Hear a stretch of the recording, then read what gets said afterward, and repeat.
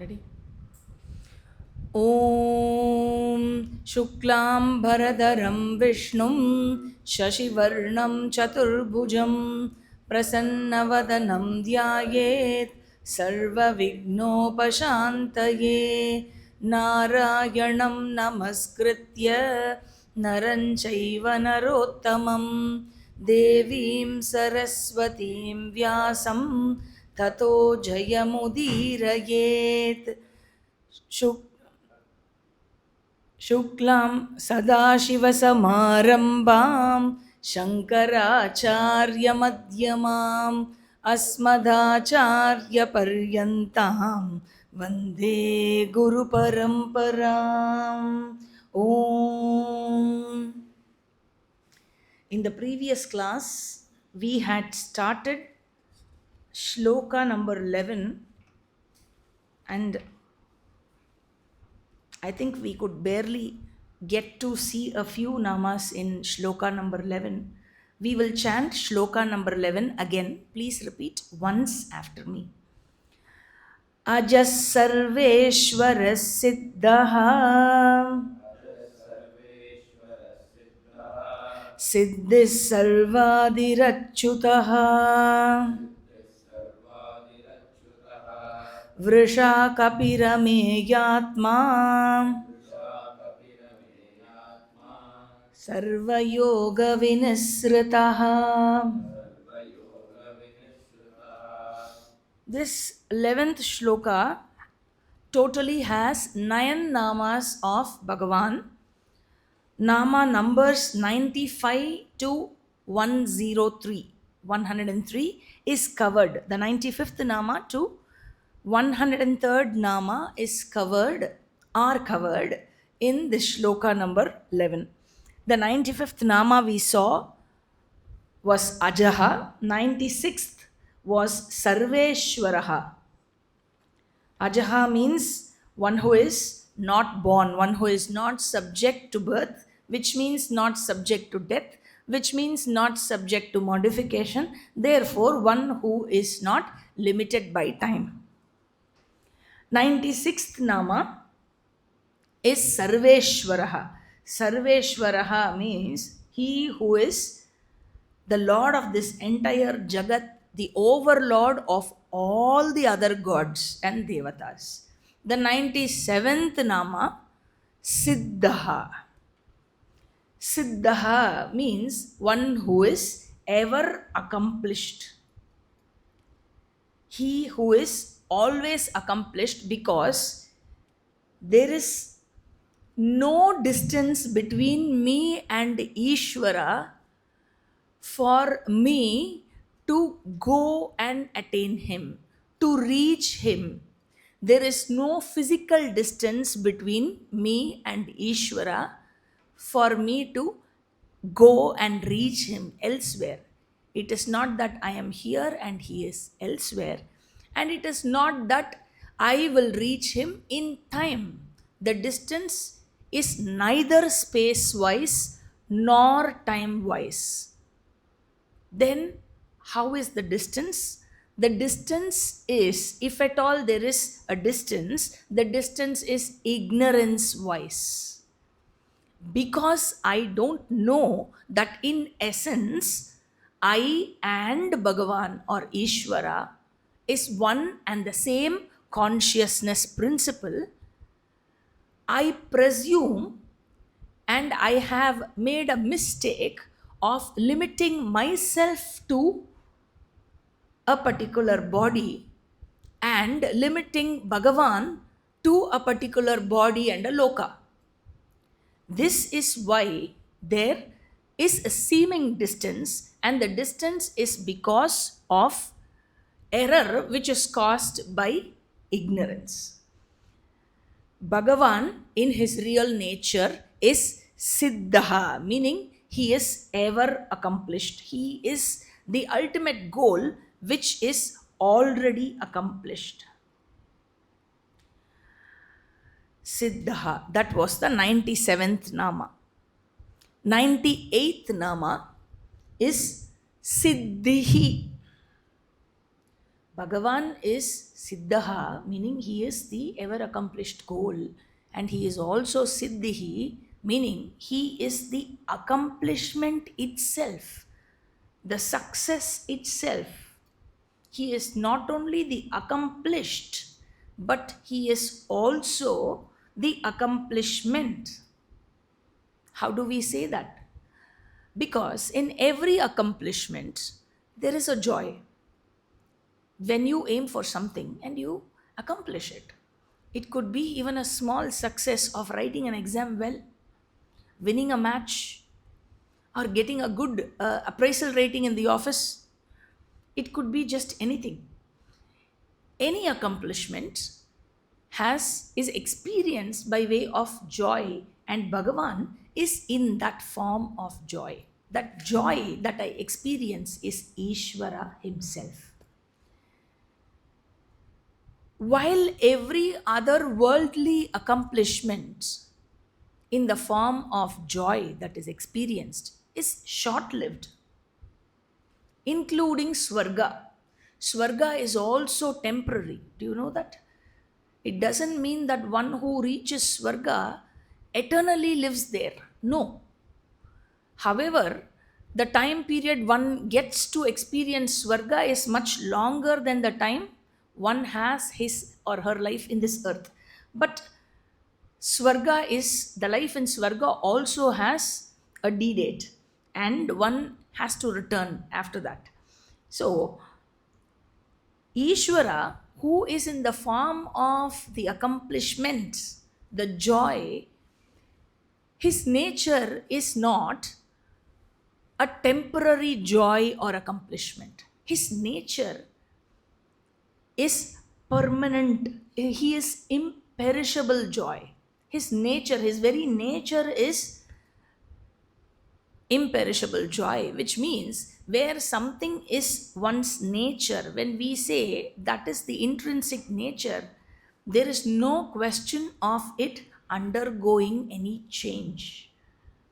For example, when we say heat is the nature of fire, there cannot be fire without heat, right? Nowhere can you experience fire without heat. Similarly, when we say Bhagavan is of the nature of Ananda, Ananda becomes his very Swarupa, which is imperishable.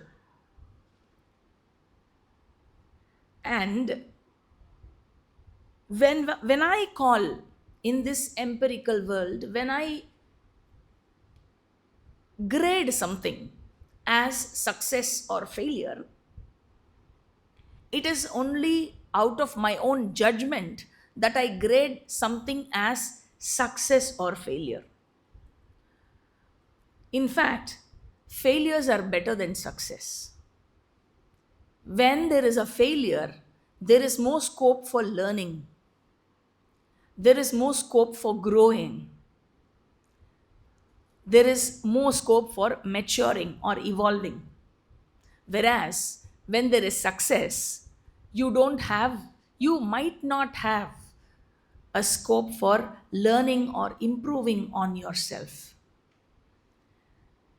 Therefore, when there is a failure, and where you have the objectivity in your mind to learn from the failure, then where is failure? It is actually success, right? You have gained something which is definitely more invaluable than what you would have otherwise gained through your success. And one must understand that when you fail in something that you wanted to accomplish, there are so many other factors in this Jagat which influence a success or failure of any particular thing that you undertake. For example, one of the most famous things that in India which fail is the weather prediction. There are so many factors where every analyst who is analyzing the weather condition has to consider, considering the structure of India and the three oceans surrounding India, the mountains and the other things, the geographical factors. There are so many factors that one has to take in account. And somebody told me there are more than 130 factors one has to consider before predicting whether a rain will come or not. And after considering so many factors, there could be something, some turnaround that could happen from anywhere that your prediction can fail. So, there are so many variables. It is not just about weather prediction. When, weather, predicting a weather with so many advanced scientific equipments itself is difficult. What to call, what to talk of our human lives, where all the variables are not merely visible, there are a lot of invisible hidden variables. Therefore, when I plan for my success and I aim for things considering only the variables that are visible to me, and I don't know and I am not aware of so many other invisible variables, then how do I say, or how do I immediately judge myself as a failure where I did not know and therefore I could not plan for the invisible variables? Therefore, never judge yourself as a success or a failure based on what you are given to. And this law of karma, that where I perform an action in my will and the result of the action is given to me, and it may not be directly proportional to my efforts. So that result is determined by Ishvara as he is the karma paladata. In fact, the niyati, that karma produces result itself, is Ishvara. Therefore, Siddhaha, accomplished, is Ishvara. Siddhihi, the accomplishment, is also Ishvara. When I say Siddhihi, the accomplishment, Asiddhihi is also Ishvara. When success is Ishvara, failure is also Ishvara. What I grade as failure, in reality, there is nothing called success and failure. What I grade as failure is also Ishvara. For a child that wanted to score 100, but on account of various other factors, he or she could not perform well in the exam. And the child landed up scoring 80. The child considered itself to be such a failure. It was ashamed of the mark of scoring just 80 in a public exam where even 99.6 is a very hard cutoff. Very hard to get selected. While a child who barely could pass in the school exams worked so hard and scored 80, the same 80 marks are the same for both children. One child considers that as a failure, while the other child considers that as a great success. Therefore, success and failure is only the way we look at it. And when we look back into our lives, we would in fact be thanking all our failures. We will thank Ishvara for giving all the failures to us. You know why? Because only those failures have molded me into the personality I am. All those people, I don't know, I understand it is an offense today and very, very unacceptable today. But in those times when we were children, even our neighbors, parents of our neighbors, can slap us if we do a mistake. All those elders who slapped me, who shouted at me, and who scolded me in front of everyone, and made me feel bad. All those things that let me down, all my failures, And all my pains and sorrows have only shaped me and molded me with all maturity I have today. Otherwise, if I had seen only success in life, where is the question of maturity? Where is the question of understanding another person's pain? How will I be a person with an expanded mind? I will only be a person with stiff neck and with so much of garva. Therefore, I am a failure is merely a judgment by human mind. There is no failure really. And even if you say failure, asiddhihi, understand that is also Ishvara. And you definitely have something to learn from it. If at all, you can just objectively look at it. Therefore, there is no failure for a person who does his karma as Ishvara Aradhana and who has the maturity of mind to accept whatever comes as Ishvara Prasada. You go to Tirupati after long hours of darshan, you stand in the queue for prasada. And is it your choice as to what prasada you want, whether you want puliodare or you want dadyonnam or you want a small laddu or you want chakara pongal with lot of ghee? Is that your choice? It is not your choice. You stand in a queue and whatever comes to you is prasada. Prasada means it is from Bhagavan himself. So what do? You don't, this this bhavana is very special for prasada alone. Every other food you directly start eating. When it comes to prasada, you take it and then start eating, right? So that is the bhavana. You accept and you surrender to that order for what you deserve has come to you. And only what you deserve comes to you. So whatever comes to me, I don't see it as something that, oh, okay, only this much I deserve, while that person is deserving more. No, that comparison is not there.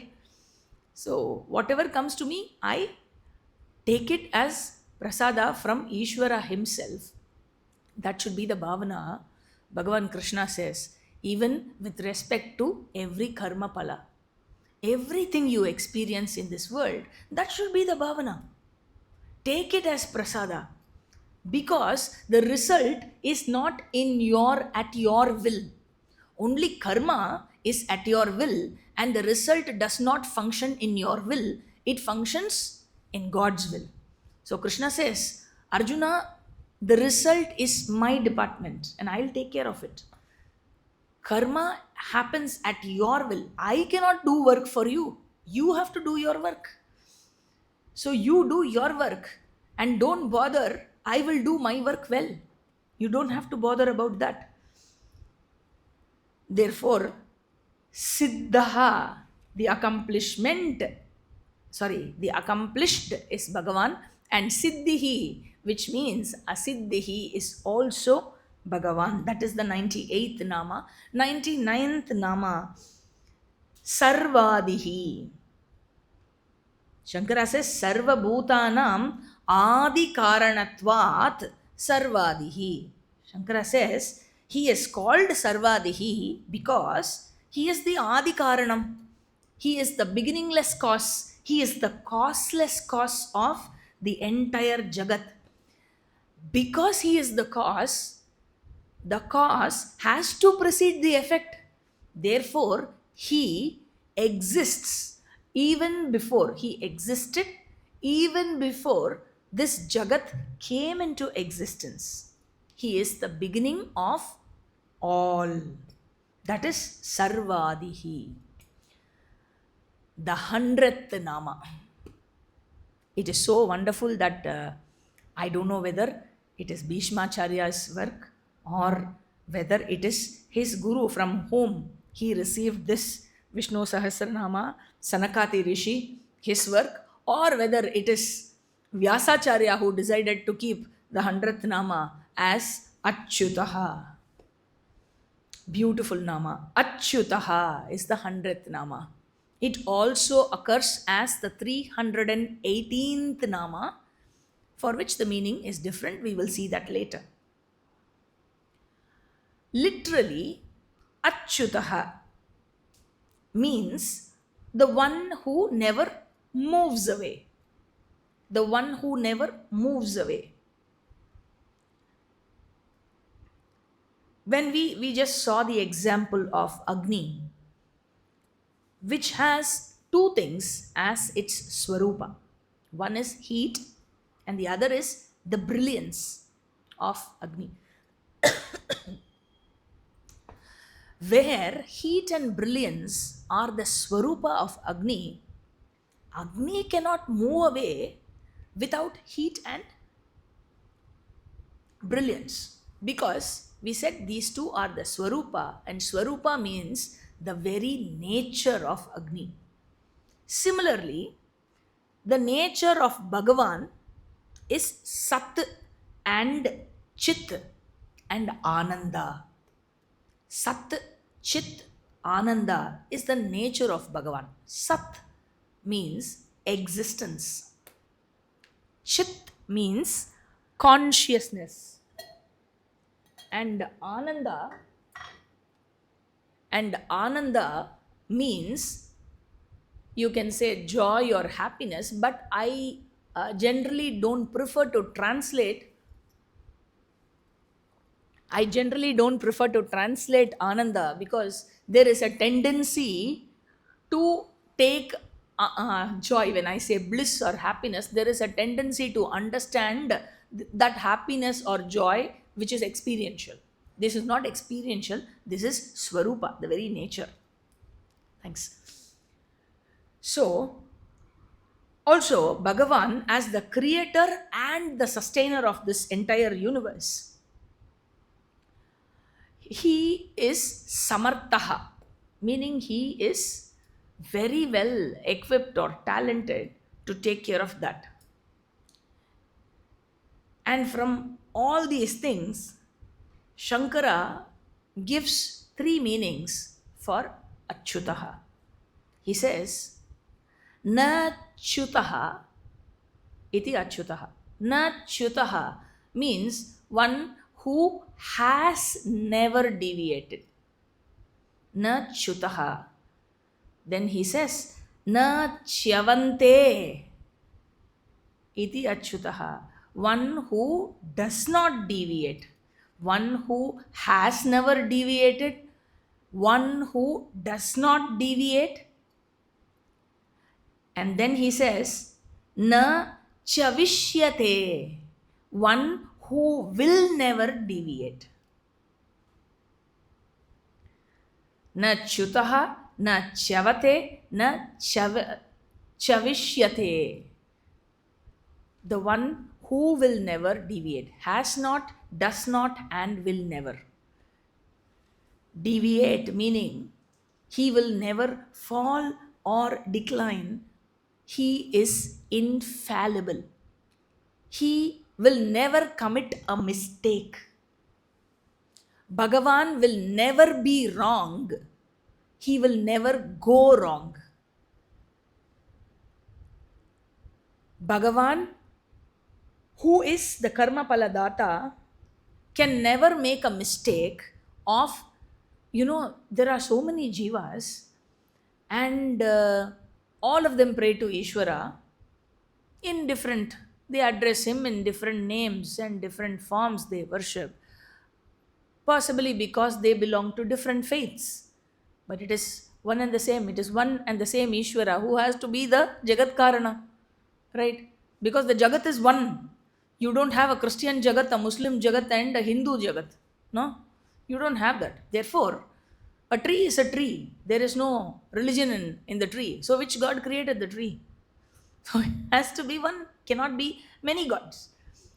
Though we address as many gods, in reality, has to be one. And that Ishvara, who is the Karma Paladata, imagine if there is a mistake. Just imagine a situation where there is a mistake and the palan for your karma goes to someone else, and somebody else karma pala comes to you. If it is going to be some rich person's karma pala, which is his earning, that comes to me, there is no problem. I will accept. But if it is going to me, the karma pala of my hard work, a very good rating, a very good increment or the bonus, that by mistake goes not to somebody but to my colleague who's sitting in the next seat, who did not work that much and who always, kept sleeping in the office while I had to do all the hard work and I, wanted to earn it. What will happen? That is not at all possible. That is not at all possible. No matter how many million or billion or zillion jivas are there and in which loka they are there, Bhagavan is a supercomputer. Bhagavan is like a supercomputer, and no courier will be delivered in the wrong address. No matter you change your address in Bhuloka itself, or your address changes to a different loka, it doesn't matter. Your karma pala will come to you. That is how Bhagavan is. So he will never fail. So there is no, it is always in our limited intelligence that we question the correctness of Bhagavan's result, the result that Bhagavan gives us. It is only in our limited intelligence and immaturity, and because we are not able to accept what has come to us, that we ask, are you blind? Why you couldn't see me? Why you didn't take care of me? Why have you left me? All these things. And there are people, who have, who go and throw all the photos in their Swami Sannadhi. They just throw it away because Bhagavan did not give them the expected result. I was told of a lady who threw away all the books, the shloka books and the Swami photo and everything. She threw it away because her son did not get married for a long time. And she kept searching for so many jatakams and nothing clicked and nothing happened. So she was so frustrated that she threw away everything. And then later her son got married after some time. Then she went to the nearby shop and she bought another set of everything and then she kept. No. So understand that Bhagavan is not a person who fails to do his duty. I mean, maybe we will have that lethargy, and there is a tendency to judge Bhagavan the way I am lazy, no, I want to avoid work. So maybe Bhagavan is also like that. No, Bhagavan is not like that. So that is Achyutaha. Then the 101st Nama is Vrisha Kapihi. Vrisha Kapihi. Dharma is Vrisha. And Shankara says, Varshanat Sarva Kamanam. It rains the desires of good people. Dharma, where Dharma is upheld, there is a saying in Tamil also. Bhulagil nallor oruvar ularel avar poruttu ellorukkum peyyum malai. It means, in this world, if there are some good people, some noble people in this world, it is because of their good deeds alone that there is rain in this world, in that locality, in that area. And Bhagavan, who is in the form of Dharma, fulfills the desires of the noble people. How rain happens, Bhagavan Krishna explains the cycle in chapter 3 of Gita. We have studied the water cycle and how transpiration happens. The roots absorb from the water table, and then the transpiration happens through trees, and then cloud formation, and the role of the oceans and the seas, and then the rain coming. All that we have studied. But Bhagavan explains that cycle, which is not seen or visible to you in your eyes or with your scientific equipments. He says, Annat bhavati bhutani. He says, from food, all beings come. What is the next thing? Annat Annat bhavanti bhutani Parjanyat anna sambhavaha. He says, how does food get formed?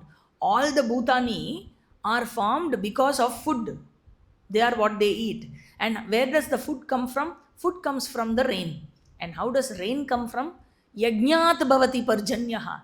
He says, it is because of punya that rain comes. And how does punya come? Yajna karma samudbhavaha. Punya is generated by the good deeds of noble people. Therefore, when life is led in keeping with dharma, when every section of the society follows the dharma that they have to follow and leads a contributory life, it would be a society, it would be a country where, which it used to be, where Andal describes that Madam Mummari Paidu means it has to rain once in every 10 days. 3 times in a month it has to rain. But we don't even get rains, sometimes even 3 days continuously in the rainy season itself. Right? So, Ishvara is in the form of rain, and if there is a blessing that you can experience from the Panchabhutas, no, Swami Chinmayananda used to say, any other blessing from any other Panchabhuta, it could be a little dangerous. Okay. So from Apaha, the blessing is rain. Apa means water. The blessing is rain. From Vayu, if Vayu has to make his presence felt and he has to bless you, it would be what? It would be a storm. And if fire has to bless you, he will bless you in the form of Aditya during Grishma Ritu. You will never come out. You will never want that blessing. You'll say, oh, no, keep it with you. People will be like totally covered and, sunscreen everywhere. And imagine if Bhumi decides to bless you. She shakes a bit and she wants to, acknowledge your good deeds, and therefore she shakes a bit. It could be really dangerous. Therefore, the only blessing of all the Panchabhutas, which is seen as a blessing itself, is the rain. And there is one place in the Veda says, Varshati na dhavet. Veda says, when it rains and you are, you are walking on the road and suddenly it starts raining. Veda says, don't run when you see the rain. You have to, protect yourself, take a shelter, walk and take the shelter. Don't run. Why? Because you may slip and fall down. No. That is not the logic. Okay? Because, say you are coming, you are so happy to meet me, and you are coming to meet me, and the moment you come, I see you and I run away. How do you feel? How would you feel? So, Bhagavan, in the form of rain, he wants to bless you for the good deeds that all human beings have done. Right? And you run away when he is coming. Isn't it, disrespectful and insulting to run away when the rain comes? And in case you are going back from Vishnu Sahasranama class, you have the textbook with you, and this is very convenient, to protect yourself. Never do that. Okay? So this, for a student, the book has to be treasured. The book that you use, your textbook or your notebook, has to be treasured, and it is not for, using it for any other purpose. There was one Swamiji. Now there is this Upanishad called Ishavasya Upanishad. It is a very small Upanishad with just 18 mantras. Hardly a few pages if you print it. It's a small, thin book which was lying on the table. And he was a Swamiji, I don't know from where, I don't know. There was tea kept on his table, and he just took the book and closed it. Upanishad. So it is very important that a student, as a Vidyarthi, one learns to respect the book. You can't demand it from others. At least we do it for our books. Okay? So getting back to the subject, Bhagavan blesses this humanity as rain, and Veda says, don't run away when the rain comes. Vrisha means rain, Dharma, which rains. Ka means water. Kat, Bhumim, Apat. Bhagavan, in the form of Varaha Avatara, rescued this earth from drowning, right? And therefore, he is called Kapihi. Therefore, here, Vrisha Kapihi means being in the form of rain, which is Dharma itself. Bhagavan in the form of Dharma, and he reigns. He is called Vrisha. And because in the Varaha Avatara he rescued the earth from drowning, he is called Kapihi. Therefore, he is Vrisha Kapihi. That is the 101st Nama. 102nd Nama, Ameyatma. Ameyatma occurs as the 102nd Nama and also the 179th Nama. Ameyatma means one whose nature cannot be measured. Ma in Sanskritam also means to measure. And the instrument used for measuring is called mana. A balance or a bushel that is used for measuring is called mana. And that which is getting measured with mana is called meya. So, with mana, the measuring instrument, you measure that object you want to measure. You measure the meya that you want to measure. So, where you want to measure the distance between Earth and a particular star, right? So, that becomes meya. It can be measured, right? It can be measured, therefore, it becomes meya. Suppose you want to count the number of stars. That is not measurable. Therefore, it becomes ameya. Whether it is meya or ameya, it is Bhagavan.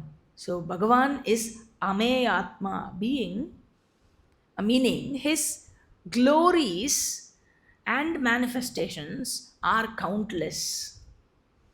And every phenomenon that presides over as law in this Jagat, every physical, chemical, gravitational, geographical, biochemical, all the laws in this universe that govern this universe are represented by every Devata. It is not that, we are crazy and we have about 300 and odd crore Devatas. It is not that, it is not any superstition. The sense is every law that presides over this Jagat is worshipped as Ishvara himself. Because Ishvara, when we say Vishwarupa, then everything that go to make this Jagat, this universe, has to be him. And every law is a faculty of the Vishwarupa Devata. And they are countless, Ameya. And he is Ameya, immeasurable. You can't measure how big the space is. Right? Ameya. Shankara says, Iyan iti matum na shakyate asya atma iti ameyatma. He says, the nature of Bhagavan, the Lord, cannot be pinpointed that this is how he is. You cannot categorically define and say, this is how he is, because the real Ishvara is free from attributes or qualities. It is only when he is subjected to attributes can you measure and say. When he is not having any attributes, he is free from attributes, it means that you cannot measure him or grasp him with any of your sense organs. Because all that you can grasp, the human senses and mind can grasp are sound, which is through the ears, then touch, which is through the skin, and then smell, which is through the nose. Anything light or any form or color, which is through eyes, and taste, which is through the tongue. Where he does not, there is no other, there is no sixth quality, there is no sixth attribute. Any attribute you talk about will fall into these five fields. Where Bhagavan is free from attributes, he is not an object for your sense organs. Therefore, he cannot be objectified by your sense organs or even by any means of knowledge. Therefore, there is no telescope you can use, there is no microscope you can use, there is no scope at all for using any instrument or your senses, because he is not an object who can be grasped through sense organs. Not even an object of thought that you can imagine or meditate upon him. He is aprameyaha, ameyaha, and also aprameyaha. Aprameya means he is not the object. Therefore, there are only two things.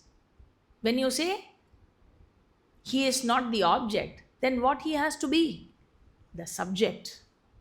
If you ask, is he the subject in reality? In reality, the Upanishad says that he is not even the subject.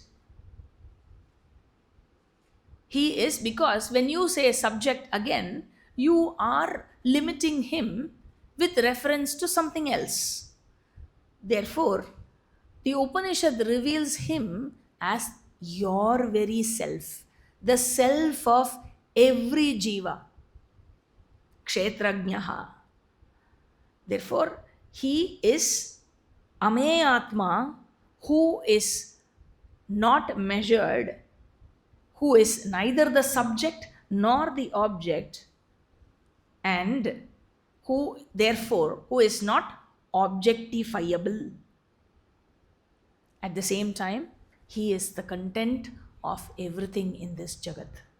That is the 102nd nama, Ameyatma.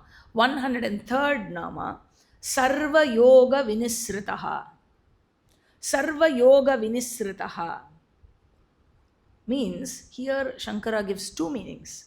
One meaning is Sarva Sambandha Vinisritaha, one who is devoid of all connections. He is Sambandha Rahitaha. The second meaning is, I'll explain that.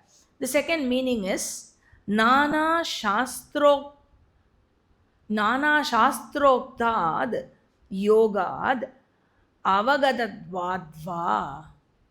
He says he is revealed through all the yogas. Yoga means joining, sambandha, connection. Yuj dhatu. Yoga is a word that is derived from yuj dhatu, which means joining. Joining means there has to be a connection or a relation, where he is everything and everything is in him. This is what we have been continuously, this is the revelation we are continuously exposed to right from the time we started studying Vishnu Sahasranama. Yet, Shastram says he is unconnected to anything. What does that mean? How do I understand that? He is like the space that is all pervading and that which accommodates everything, yet which is not affected by anything in the space.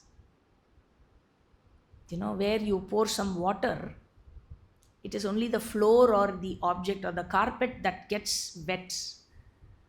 The space does not get wet. You cannot break space, you cannot burn the space.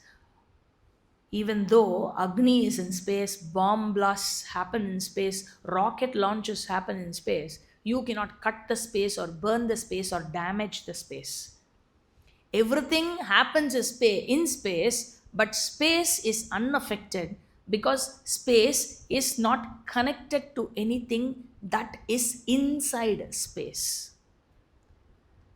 Just the same way, Bhagavan is very often compared to space because of the similarities um, between space and his nature.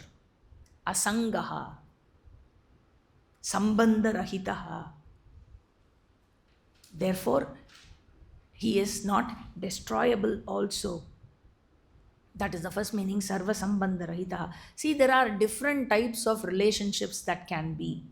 One is the cause effect relationship between two things. Relationship can first of all happen only when there are two things, and the relationship can be in the form of cause and effect, or in the form of means and end, or it can be in the form of any worldly relationship, or it can be in the form of time and place. Many forms of relationships can be there.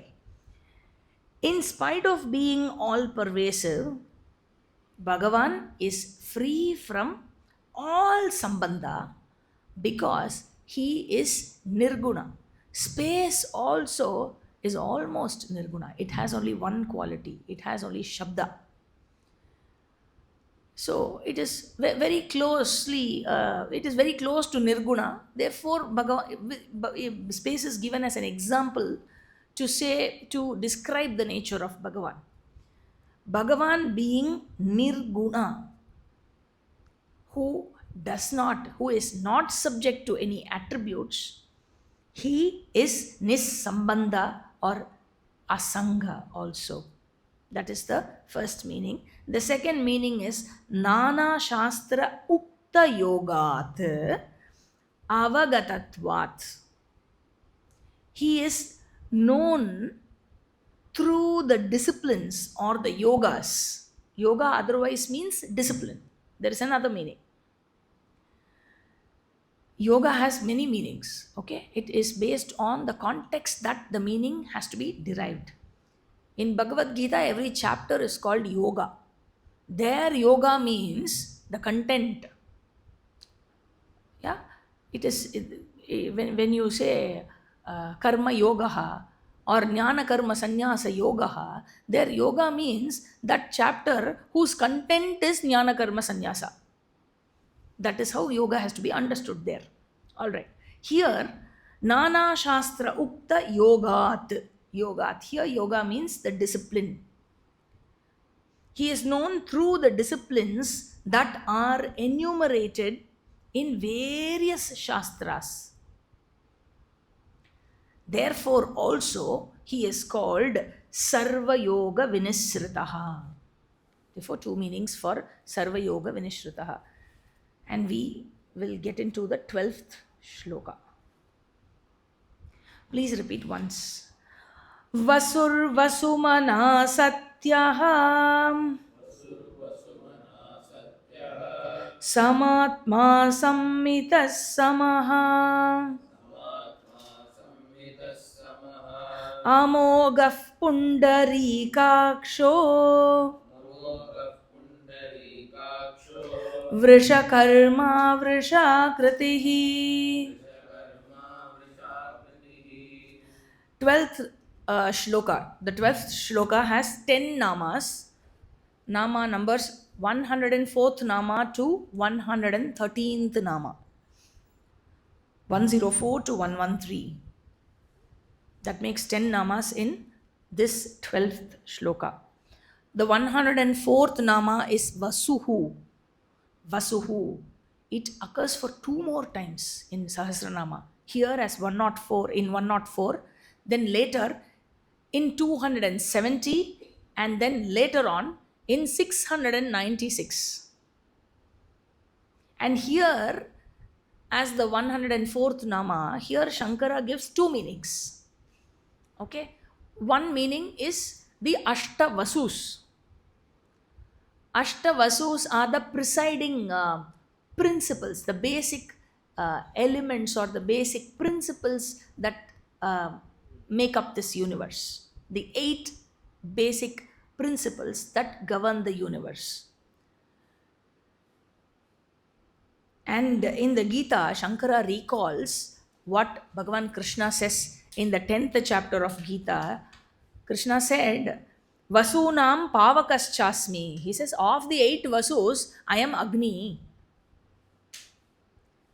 Pavakaha means one who purifies.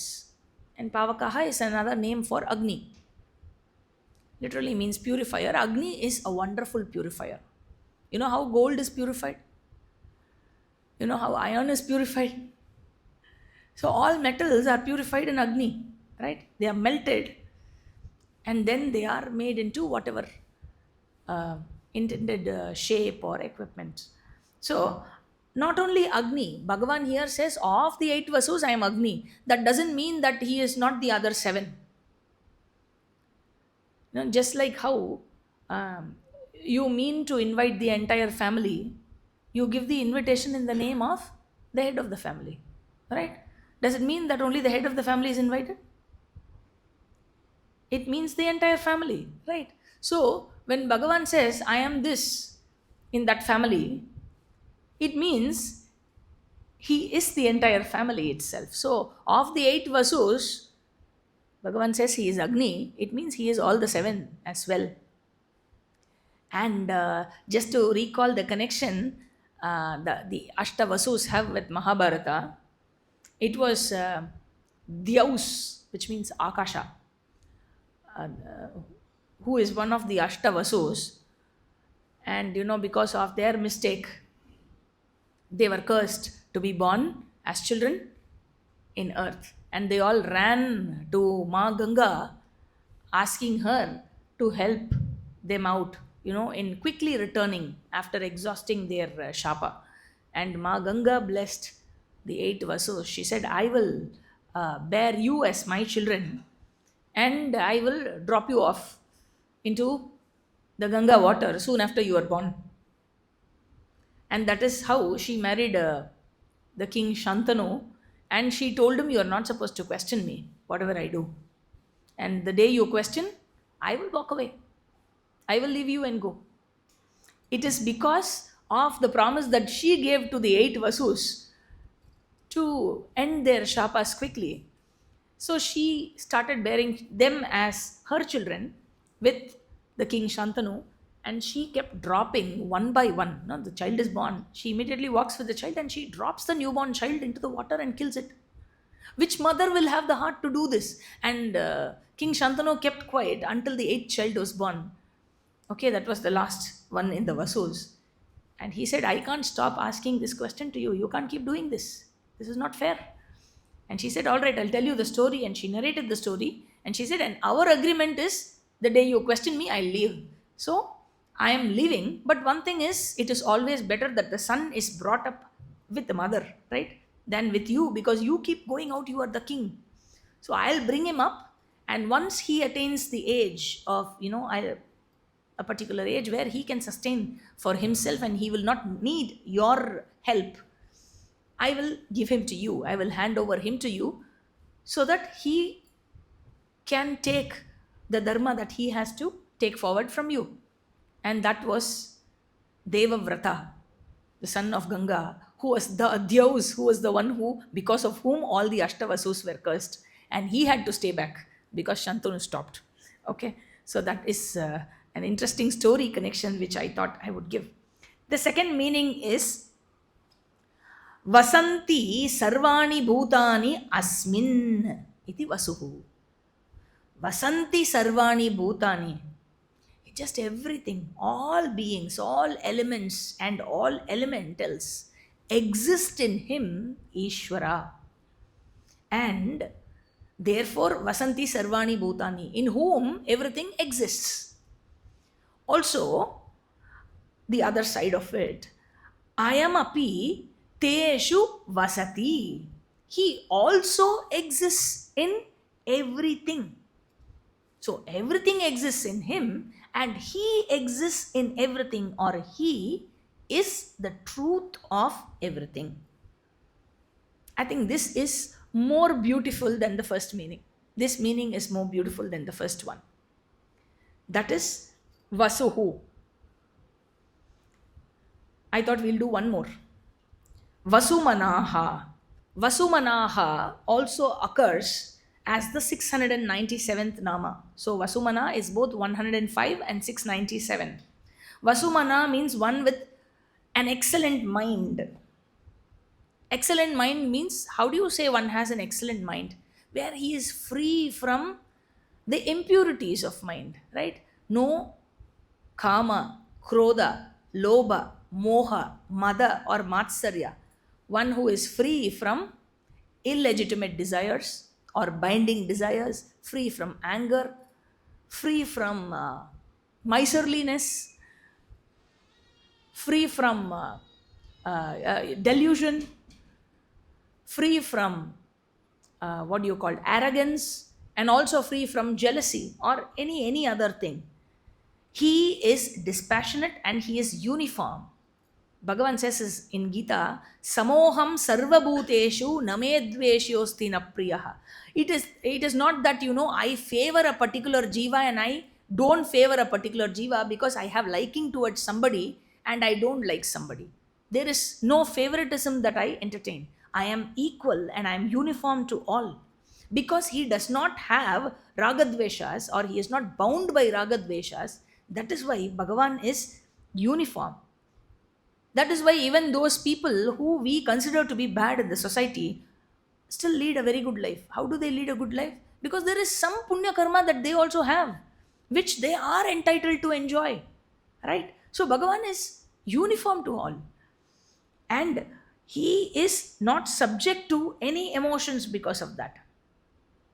Only when I have, likes and dislikes and favoritism, my action is subject to emotions and I behave in a partial way to somebody. When it is not subjected to emotion, Bhagavan is impartial and he is uniform to everybody. Therefore, that mind is a praiseworthy mind. Vasumanaha. That completes 105 namas.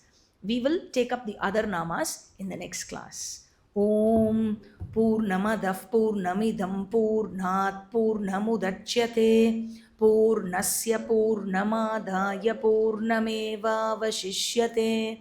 Om Shanti Shanti Shanti Harihi Om Shri Gurubhyo Namaha Harihi Om.